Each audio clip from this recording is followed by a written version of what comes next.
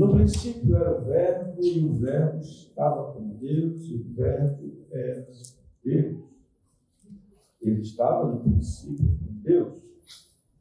Todas as coisas foram feitas por intermédio dele, e sem ele nada que foi feito se fez. A vida estava nele, e a vida era a luz do mundo, ou dos homens. A luz resplandece nas trevas, e as trevas não prevaleceram contra ela. Versículo 14, vamos ler juntos?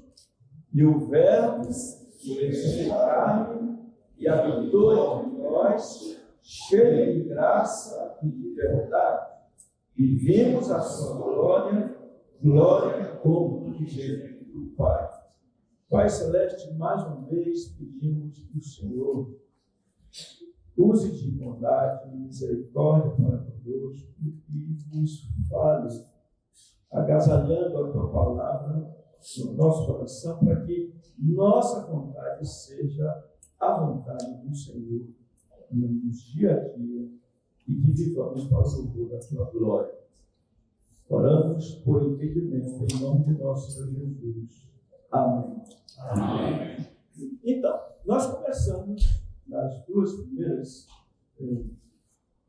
mensagens falando da eternidade da palavra. Esse era o nosso tema.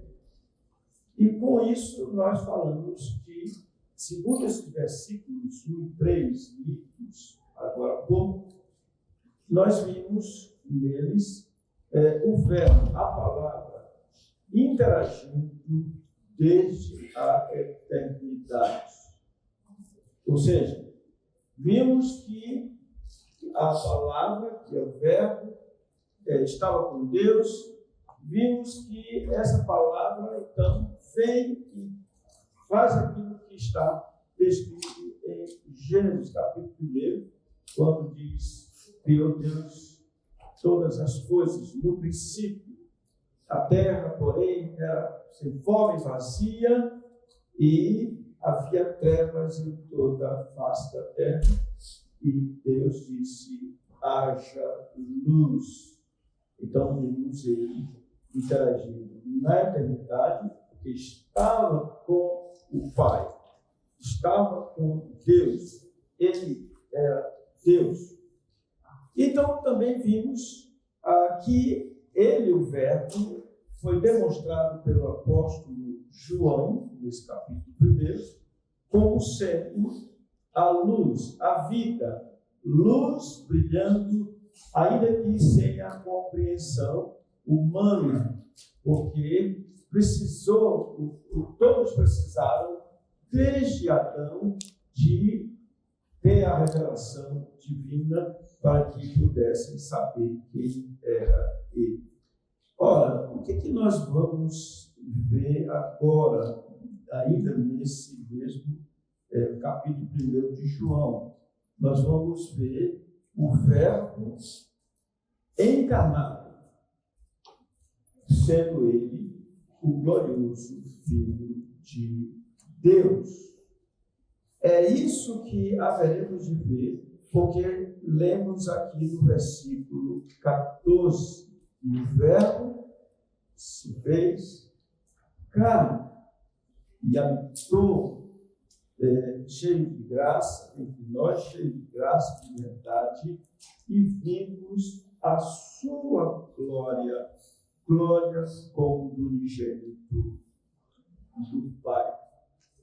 Nesse versículo 14, eu gostaria de expor para vocês 4 verdades. Quero dizer para vocês que o papel do pregador é explicar a palavra. Por isso que se deve tomar a pregação como sendo a pregação da palavra do Senhor. Então, o que eu vou trazer para vocês com a graça do Senhor Jesus? Primeiro, a maravilhosa notícia acerca do Verbo. Segunda coisa é a maravilhosa comunhão com o Verbo. Depois veremos as destacadas virtudes virtudes do Verbo. E, por fim, a grandiosa experiência dos crentes com o Verbo. Quantas coisas mesmo nós vamos ver? 4. Qual é a primeira? Eu vou embora. Não preciso dizer mais nada. Primeira coisa, a maravilhosa notícia acerca do Verbo. Qual é essa notícia? E o Verbo se fez carne. O Verbo se fez carne. Irmãos, como entender que o Verbo, a palavra, o eterno, se tornou carne? Como entender que o eterno vestiu-se da nossa humanidade? Como entender que alguém cujos anos não têm fim, não tinha fim, pudesse ter a nossa carne do ponto de vista físico, orgânico? Como entender que alguém que estava na eternidade pudesse ter os nossos sentidos, ver com os olhos físicos, ouvir com ouvidos físicos, ter olfato, ter cheiro, ser gente, suar, sofrer? Como entender isso? Como compreender o incompreensível? O Dr. John MacArthur diz: o infinito tornou-se finito. O eterno adaptou-se ao tempo. O invisível tornou-se visível. O ser sobrenatural reduziu a si mesmo para ser natural. Jesus chorou. Jesus se alegrou. Jesus se entristeceu. Teve os mesmos sentimentos nossos, ainda que sem pecado algum. O Verbo se fez carne, ainda que nunca tenha deixado de ser Deus, ou seja, a sua natureza divina jamais sofreu qualquer mudança, qualquer alteração. Daí ele ser chamado de Emanuel, que quer dizer Deus conosco. Por isso, tão grande é esse episódio, esse acontecimento, o Verbo se fez carne, que é nos dito pelo anjo: não temais, eis que vos trago boa nova de grande alegria, que o será para todo o povo. É que hoje vos nasceu na cidade de Davi o Senhor, que é o Cristo. E isto vos servirá de sinal: encontrareis uma criança envolta em faixas e deitada em manjedoura. E subitamente apareceu com o anjo uma multidão da milícia celestial, louvando a Deus e dizendo: glória a Deus nas maiores alturas e paz na terra entre os homens a quem Ele quer bem. O Verbo se fez carne. Irmãos, eu tenho um gesto dos homens específicos, dos angolanos, que eu acho interessante. Eu faço mais ou menos parecido. Você vai falar com eles, faz assim. Eu entendo como um gesto de respeito, de educação. Que gesto nós faríamos para ele?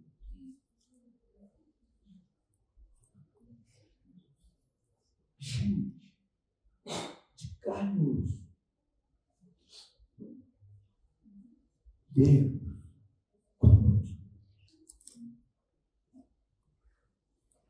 Aqui temos, portanto, irmãos, o primeiro aspecto da vencedora palavra de Cristo.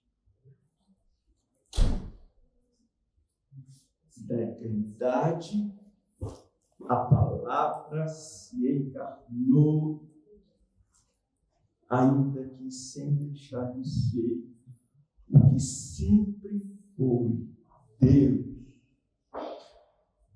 E se pudéssemos dizer, Paulo, apóstolo, como você diria isso mesmo, assim, quando diz, e o Verbo se fez carne, como você diria para nós? Ele disse assim, ele, subsistindo em forma de Deus, não julgou como usurpação ser igual a Deus, antes a si mesmo se esvaziou, assumindo a forma de servo. O Verbo se fez carne e pôs-se assim. Quem de vocês que quer ser grande? Quem é de vocês que quer ser servido por todos? Você quer ser grande? Torne-se como eu, filho de Deus, que não veio para ser servido, mas para servir e dar vida e resgate por muitos. Meus irmãos, quando se entende que o Verbo se fez carne, sabe o que ele diz? Se é pregador, diz, porque nós não pregamos a nós mesmos, mas a Cristo Jesus como Senhor e a nós mesmos como vossos servos, por amor de Jesus. Porque quanto maior o entendimento, maior será a disposição para servir. É por isso, irmãos, ouça o que eu vou dizer. Quanto mais crente for o seu marido, mais ele vai servir você. A mulher gosta de ouvir isso, né? Mas no contexto angolano, é isso. Ou eu estou falando alguma heresia, está escrito. Não vim para ser servido, mas para servir e dar a vida em resgate por muitos. Por isso, irmãos, é que nós vemos ele na cruz do Calvário, tendo cuidado de assistir a sua mãe, dizendo ao discípulo, eis aí a tua mãe, e diz a ele, eis aí o teu filho. E daquela hora em diante, o discípulo amado a tomou e levou para casa, porque Jesus teve cuidado dos seus, até na hora que estava na cruz para sair desse mundo. Não vim para servir, para ser servido, mas para servir e dar a vida em resgate por muitos. Vocês entenderam, irmãos angolanos? Amém. E o Verbo se fez carne.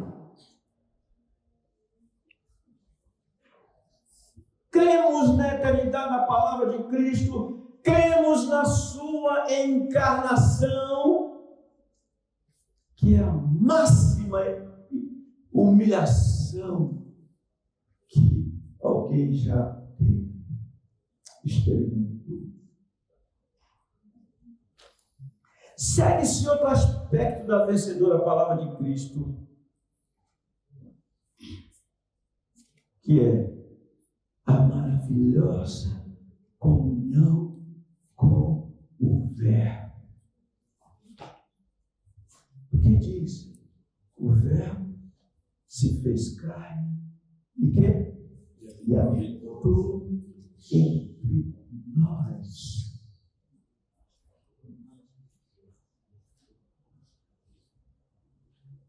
Irmãos, ele habitou, ele tabernaculou. Por isso é que os apóstolos, entendendo bem isso, experimentando bem isso, disseram que temos visto e ouvido, anunciamos também a vós outros, para que vós igualmente mantenhais comunhão conosco.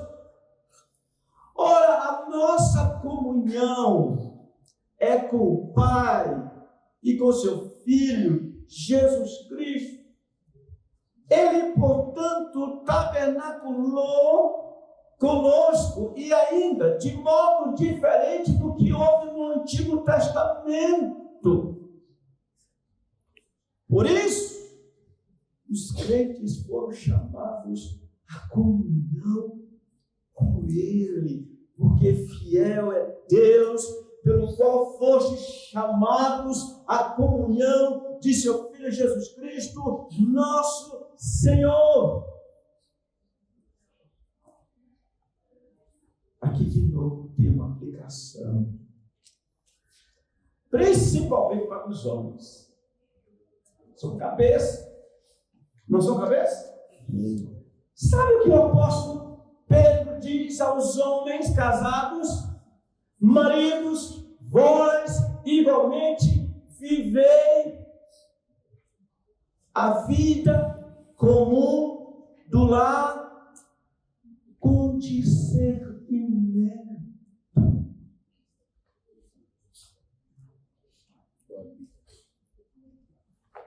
E tendo consideração para com a vossa mulher como parte mais frágil. Tratai-a com dignidade, visto que sois co-herdeiros da mesma graça de vida, para que não se interrompam as vossas orações. Irmãos, o que isso tem a ver com o Verbo se fez carne e habitou entre nós? Ele não veio para ficar no palácio enquanto os demais estariam distantes dele, não, para estar próximo. Assim também os maridos como cabeça, e vejam que os homens são chamados para amar sua mulher, como Cristo amou a sua igreja, e a si mesmo se entregou por ela, para que a santificasse, tendo-a lavado por meio da água, lavagem de água, para no futuro tê-la, né? Lindérrima e santíssima. A aplicação é a seguinte: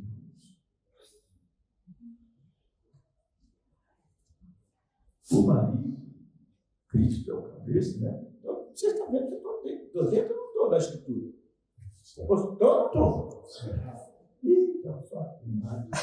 Eu não estou falando da Bíblia, não? Os homens estão calados. É o seguinte: o marido é o cabeça. Ele tem que ser bem ligado com a sua esposa, com o seu lar. Ele tem que ter cuidado dela. Ele toma banho, ele passa perfume, ele se cuida do seu corpo. Ela também deve ser cuidada, porque é a sua esposa. Vocês estão entendendo, maridos? Eu vou fechar os olhos para vocês verem. Vocês estão entendendo, maridos? Sim. Porque pode ficar com vergonha de responder, e eu ficar olhando, né?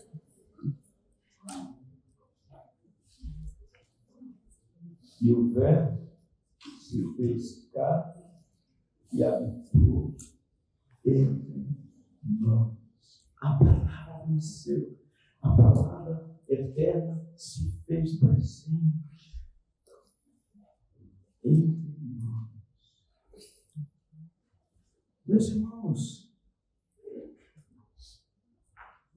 esse é um aspecto muito importante também dessa palavra vencedora. Ele se esvaziou, assumindo a forma de servo, tornando-se em semelhança de homens e reconhecido em figura humana. Pegue presente.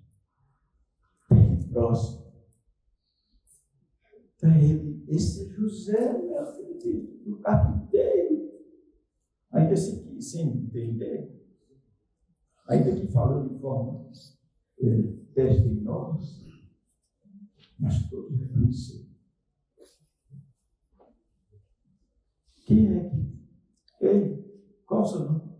Celso. Hã? Celso. Celso, passa a mão no seu dedo na sua mão aí. Tem calo? Tem. Tem calo mesmo? Você trabalha com chaga, alguma coisa assim? Não. Ele não tem calo. A mão dele era calejada. Ele trabalhou como carpinteiro, aprendeu com José. Isso é comunhão. Habitou entre nós.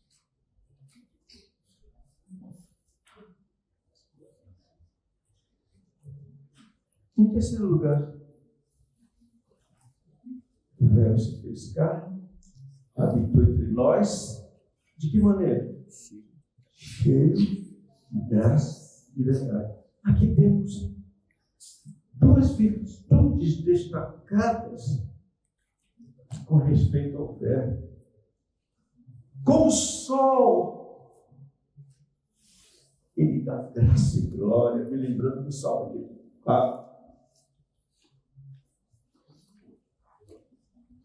Vocês já notaram como o sol não pede emprestado nada de ninguém?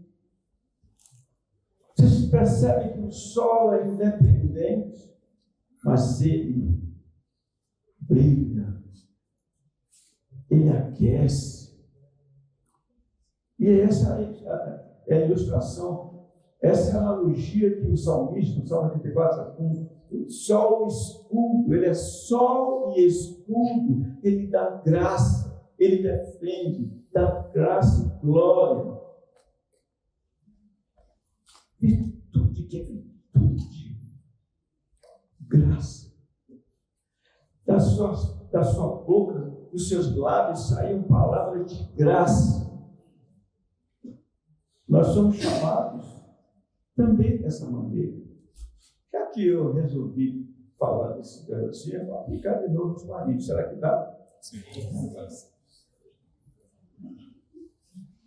Dá ou não dá? Dá, sim. Graça. Sabe o que a Bíblia diz para os maridos? O seu estou parafraseando.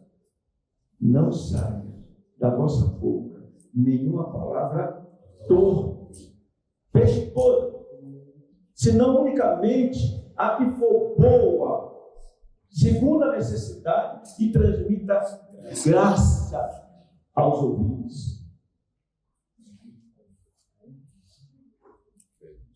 Nenhuma palavra dele caiu por terra. Ele trouxe graça. Graça. Com o sol nele está toda verdade, outra virtude, verdade. Graça e verdade. Por isso é que ele pode dizer: aprendei de mim, que sou manso e humilde de coração. É a palavra vencendo, a vencedora palavra de Cristo. A palavra vencendo. Irmãos, como ele se fez presente, atuante, benfeitor, fazendo bem a todos. Aí está ele. Então eu me apresso a falar o último ponto. A grandiosa experiência dos crentes com o Verbo. Como é que termina? Termina com esse versículo 14. Como é? E vimos a sua glória, glória como do unigênito do Pai.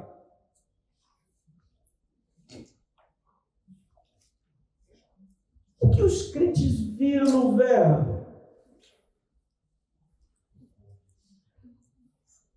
Irmãos, aqui está um milagre.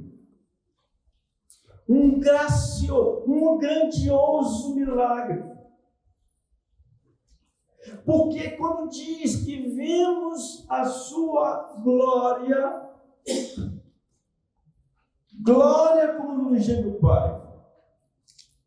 Aqui, meus irmãos, expressa tudo que nós já falamos nesses 2 dias. Esse é o 3º dia. Como assim? Irmãos, que glória foi vista dele. 2 aspectos. A glória pelos seus feitos, a glória por suas palavras e a glória no seu caráter.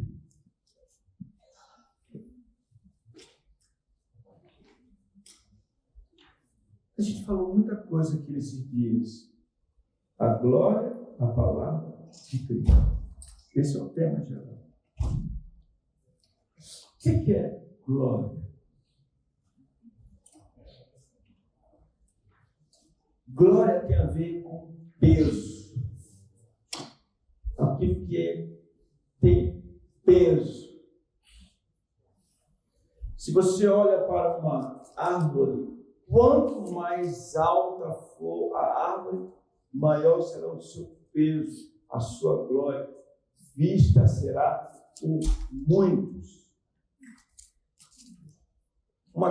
A glória de uma casa, ela ser bonita, ela ser rica, cheia de virtude em muitos aspectos.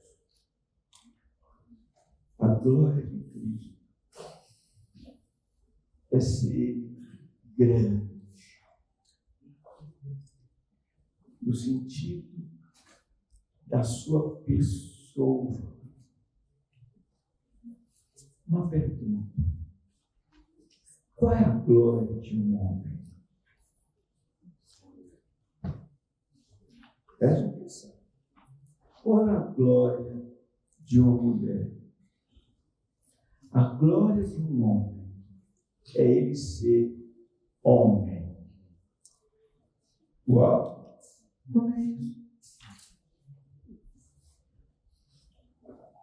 A glória da mulher é ela ser mulher. Como é isso? Você vai encontrar um homem vestido como eu, calça, camisa, mas pode ser que ele não demonstre ser homem, apesar da coisa externa que se apresenta. A glória de um homem está em ser homem, se ele for parecido com Jesus.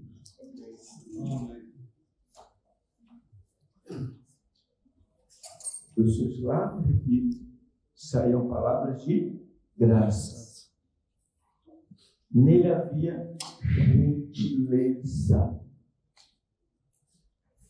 Nele estava a humildade personificada.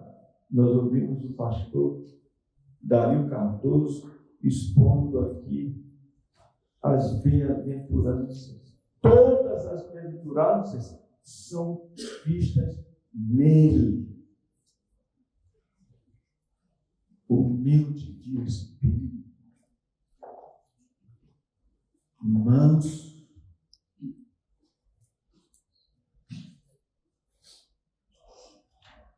tudo está nele. Então, quando ele foi visto, vimos a sua glória. Viram isso, irmãos? Um verdadeiro homem. A humanidade apresentada diante deles de modo perfeito. Jamais pecou. Seu respeito para com Deus era inegável. Seu amor para com Deus era todo evidenciado. Vimos a sua glória. Interessante que a gente visa muito os milagres. Claro que os milagres são importantes.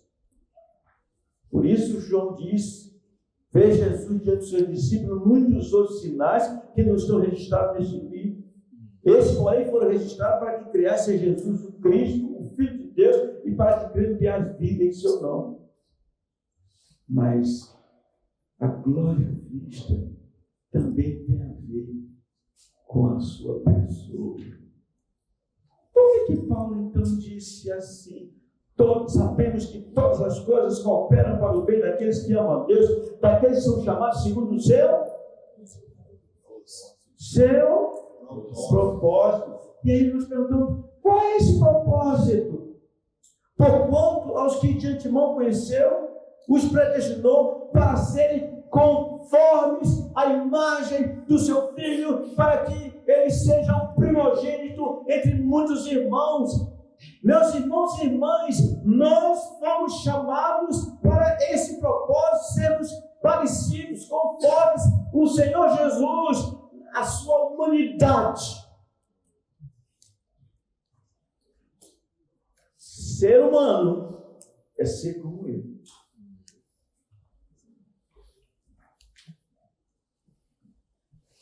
E ele então diz, vimos a glória do Verbo encarnado, sem o véu do passado. E vimos a sua glória. Mas há um outro aspecto. Os crentes viram a natureza gloriosa do Verbo. Glória como do unigênito do Pai. Você lembra que eu falei ontem da moeda da minha mão?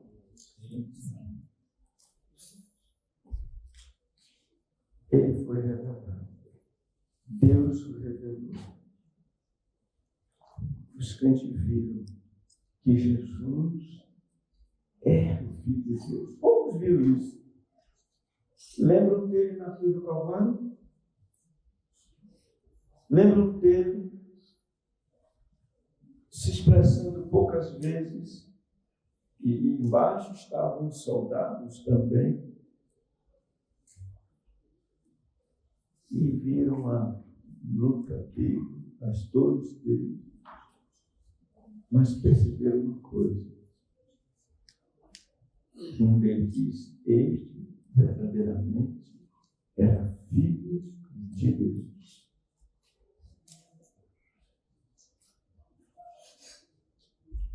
Parece que o nosso irmão Marcos Alessandro, quase chamei Marcos Marcelino, Marcos Alessandro, citou aqui o apóstolo Paulo, que foi encarcerado.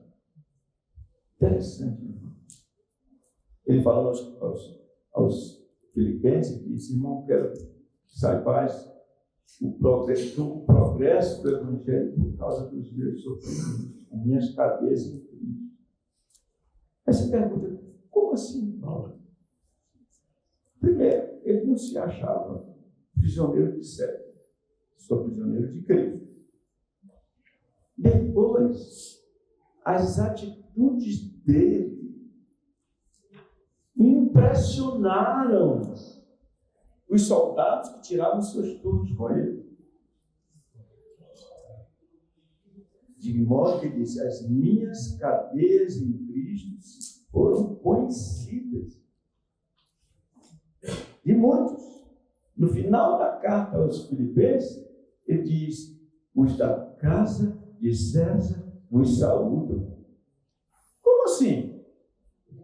Vários daqueles, eu digo vários, não sei quantos, vários dos soldados que estiveram com Paulo, tomando conta dele, acorrentados com ele, como era o próprio da época, perceberam, esse homem é diferente. E ao ouvir o que ele dizia, chegaram à conclusão, como as autoridades que disseram quando ouviram Pedro e os outros. Eles realmente estiveram com Jesus. Vimos a sua glória como glória do unigênito do Pai. Essa é a ideia. Meus irmãos, eu quero ilustrar tudo isso, essa palavra vencedora de Cristo, com aquele episódio que ocorreu, registrado em Marcos, capítulo 4, quando o Senhor Jesus disse assim: passemos para outra margem. E eles começaram no barco. Veio uma tempestade muito forte, trazendo terror aos homens, os acostumados com ele. Foram lá, disse: mestre. Ele despertou e disse: sua voz ordenou os ventos, ordenou o mar, tudo se fez sereno. Os homens estavam apavorados. Sabe o que acontece lá? Diz que eles ficaram, depois do milagre, com grande temor. Grande temor. E ele disse: por que vocês assim tinham? E é interessante que diziam uns ao outro: quem é este que até o vento e o mar lhe obedecem? Não tiveram nem coragem de olhar para ele, falar para ele, lembrando o episódio de Isaías 6. Por isso eles estão dizendo aqui, João está dizendo: vimos a sua glória, glória do unigênito do Pai. Irmãos, o que fazemos com isso? Sabendo que a eternidade da palavra, sabendo que essa palavra é vencedora, ela cumpre todo o seu propósito. O que fazemos com isso? Precisamos simplesmente dizer: Senhor, eis-me, usa-me, faze comigo como fizeste com Isaías. Coloca tenaz na minha boca, lava-me com teu sangue e usa-me para o teu louvor. Que o Senhor nos abençoe ricamente, meus irmãos e irmãs.